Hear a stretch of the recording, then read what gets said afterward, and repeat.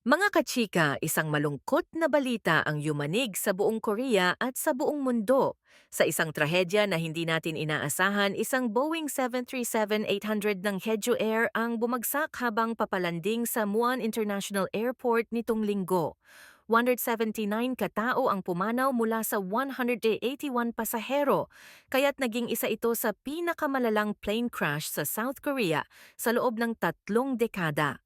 Sa gitna ng kalungkutan, ang buong industriya ng K-pop, mula sa malalaking kumpanya hanggang sa mga idol, mismo ay nagbigay ng respeto at nagpasimula ng isang linggong national mourning.